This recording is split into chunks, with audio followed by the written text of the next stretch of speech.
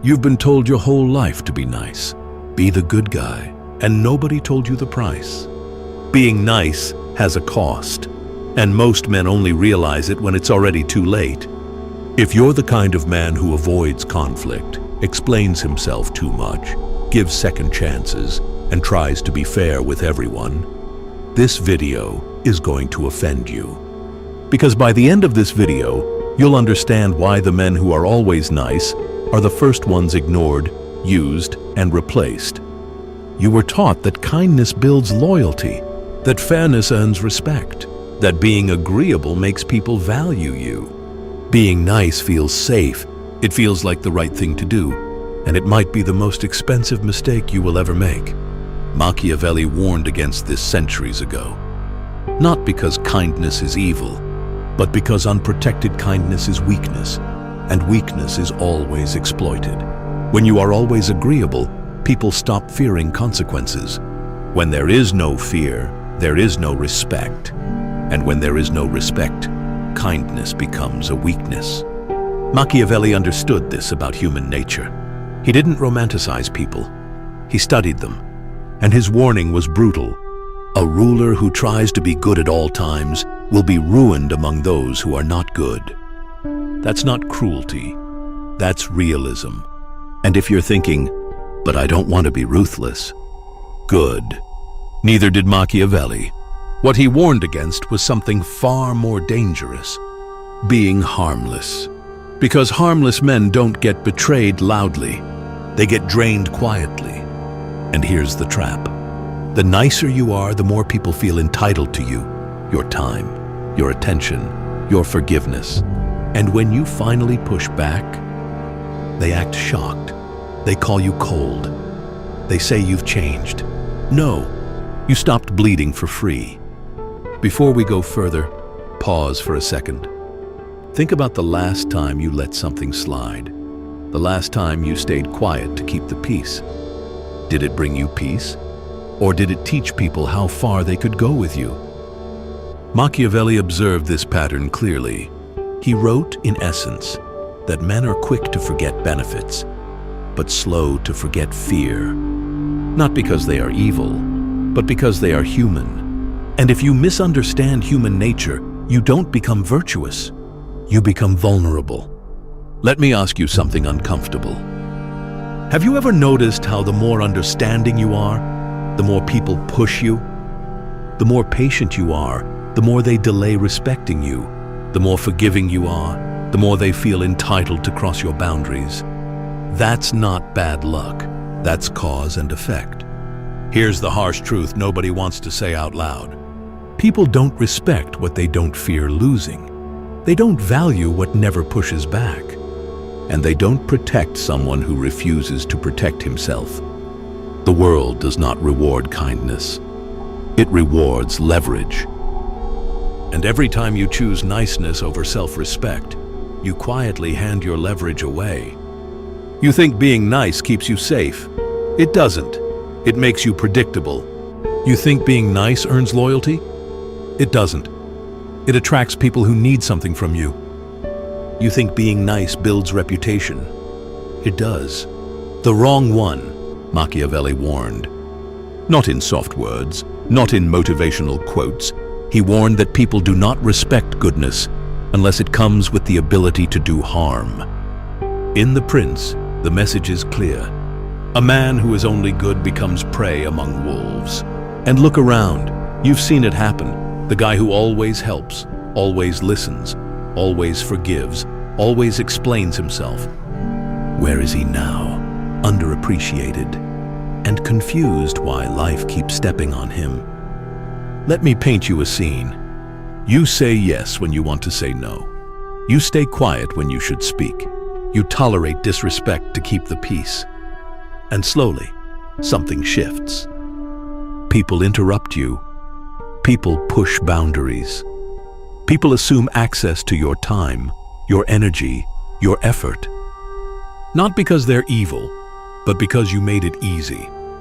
I'm going to expose the hidden cost of being nice, the one that destroys authority before you even realize it's gone. Stick around. Because this is where most men lose control of their own lives. This is where it starts to get uncomfortable. Once you see how this works, you can't unsee it. Let's start where the damage actually begins. The nice man believes respect will come if he proves he is good enough. The world works the opposite way. Respect comes when people know there is a line they cannot cross. People don't wake up planning to disrespect you. They learn it. It happens slowly, while you're telling yourself you're doing the right thing. Every time you tolerate disrespect without response, you teach people your limits. Every time you forgive without consequence, you show them the cost of crossing you is low. Every time you soften your boundaries to avoid tension, you lower the cost of crossing you. And human beings respond to incentives, not intentions. Marcus Aurelius said, "You can be kind without being weak." But most people miss the second half of that lesson. Kindness without firmness is self-betrayal. Here's the harsh reality. People don't remember how kind you were. They remember what happened when they crossed you. And when nothing happens, something dangerous forms in their mind. They stop seeing you as a person with boundaries. They start seeing you as a resource, someone to lean on, someone to interrupt, someone to borrow from, someone to dump problems on, someone to ignore when it's inconvenient. You become useful, not respected. And usefulness without authority is a trap. A late reply you excuse, a promise broken that you rationalize, a boundary crossed that you forgive without correction. You tell yourself you're being mature, but what you're actually doing is removing friction. And where there is no friction, pressure builds. People don't respect what costs them nothing. Seneca warned about this long before modern psychology existed. He said, "He who is too eager to forgive invites injury." Not because forgiveness is wrong, but because forgiveness without correction teaches people there is no cost, and human behavior follows incentives. Machiavelli understood that power depends on perception, and perception is shaped by consequences. If there is no consequence for crossing you, your words lose weight. Your silence stops being respected. Your presence stops commanding attention. And here's the part most people miss. Niceness doesn't prevent conflict. It delays it. It compounds it. Until one day, the disrespect isn't subtle anymore. It's open, public, and by then, correcting it costs 10 times more than it would have earlier. This is why Machiavelli advised rulers to set boundaries early. Not loudly, but clearly. Because once people learn they can cross you safely, reversing that belief is painful. Here's where most people get it wrong. They think respect is something you earn by being good, by being understanding. That's a lie. Respect is learned through boundaries, and niceness erases them. When you let things slide early, you don't look mature. You look negotiable. Every time you excuse bad behavior, you teach people what they can get away with. Every time you stay silent when something crosses a line, you send a message louder than words. You're telling them, this is allowed. And once something becomes allowed, it becomes expected. This is why nice people feel shocked later in life. They say things like, "I don't understand how this happened. I was always good to them. I never did anything wrong." Exactly. You never did anything. You are constantly managing other people's comfort while slowly abandoning your own. And the moment you finally speak up, they look at you like you are the problem. Why? Because you trained them. You taught them a version of you that never pushes back. So when you finally do, it feels like betrayal to them. But it isn't betrayal. It's correction. And correction always feels aggressive to people who benefited from your silence. Machiavelli put it bluntly. Men forget favors faster than they forget punishments. Not because they're ungrateful, but because consequences leave an imprint. And if this part is uncomfortable, good. that means you're seeing the pattern. Because next, we need to talk about the hidden psychological cost of being nice. The one that doesn't just affect how others treat you. It changes how you see yourself. And that's where real damage begins. Before we go further, pause for a second. If you're still watching, you're not like most people. Most people quit when truth starts getting uncomfortable. They scroll. They distract themselves. They avoid it. But you stayed. And that tells me something uncomfortable about you. You've felt this cost before. You just didn't have the words for it. Here's the harsh truth. Being nice doesn't just drain your leverage. It slowly erases your identity. Not overnight, not dramatically. It happens in moments you call normal. Let me show you how. You start saying yes when you want to say no. Not because you agree, but because you don't want tension. You start laughing at jokes that disrespect you. Not because they're funny, but because silence feels awkward. You start explaining your decisions to people who don't even respect you, just so they won't misunderstand you. And every time you do this, something inside you contracts. You feel it later, in quiet moments, at night.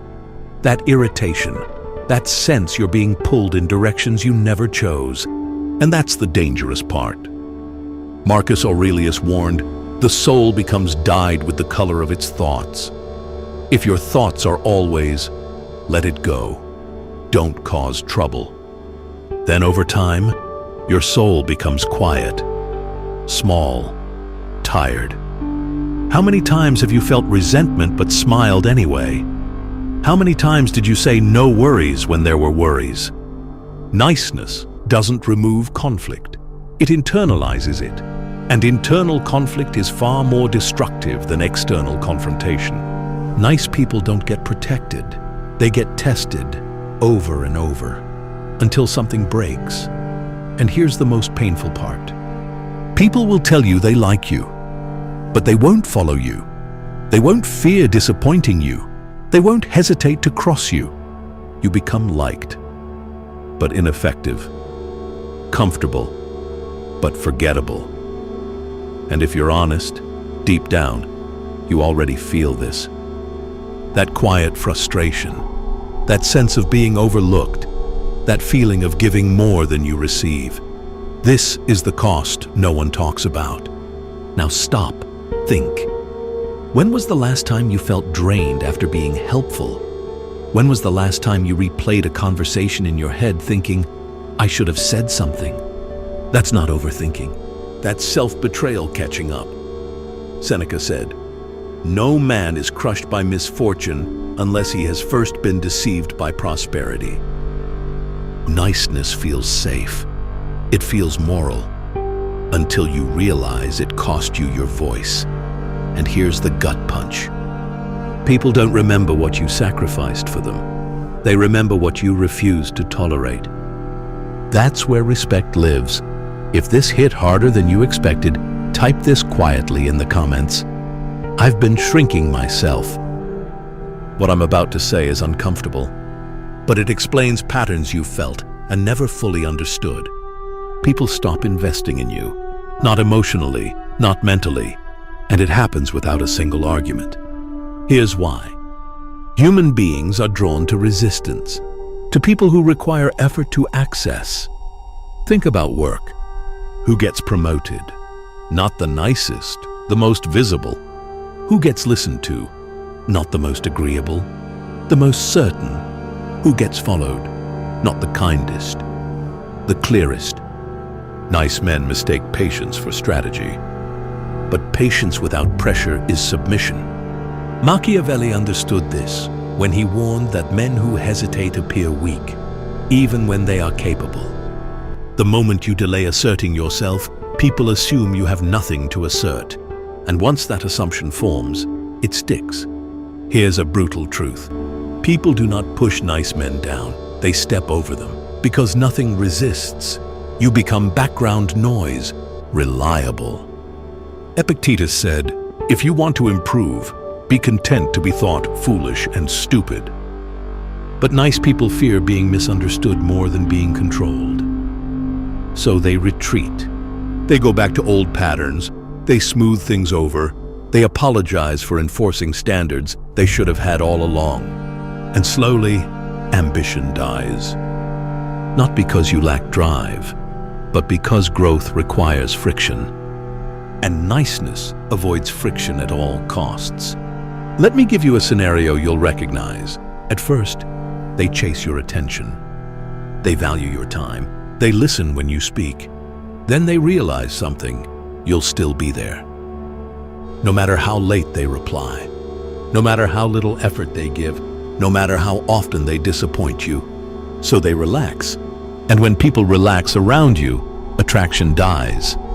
Not romance only. Respect dies too. Machiavelli warned that when men feel no consequence, they lose discipline. And discipline is what keeps value alive. Think about this. Why do people respect leaders who say less, not more? Why do the most influential figures seem distant, not available? Because distance creates gravity. Nice people collapse that distance. They over-explain to be understood. They overgive to be appreciated. They overstay to be included. And what they get in return is familiarity. And familiarity breeds indifference. Now let's hit the painful truth. How many relationships faded without a fight? No betrayal, no explosion, just quiet withdrawal. They stopped calling, and you told yourself, they just changed. They got busy. No, they stopped valuing what they didn't have to earn. Epictetus said, if you want to improve, be content to be thought foolish and stupid. But nice people do the opposite. They want to be liked. They want to be praised. They want reassurance, so they make themselves easy. And easy things are not protected. They are consumed. This is why nice men often feel invisible. They give, they support, they show up, but they're not desired. They're not prioritized. They're not feared to lose. Now pause. Ask yourself this. If you pulled back tomorrow, who would notice immediately? Who would feel the absence? Who would adjust their behavior? If the answer is almost no one, this isn't about bad luck. It's about positioning. And here's the brutal part. The world doesn't reward intention. It rewards structure. If your presence has no conditions, it has no weight. Most people won't admit this. They'll lie to protect their self-image. Listen carefully. This is the part most people are not ready to hear. If you remember only one thing from this video, let it be this. Being nice does not make you good. It makes you predictable. And predictability is death in a competitive world. Here's the hook you need to sit with. If niceness actually worked, the most powerful men in history would have relied on it. They didn't. They abandoned it early. Machiavelli was brutally clear about this. He warned that men who depend on goodwill place their fate in the hands of others. And the moment people control your fate, you are no longer free. Nice men live on borrowed power.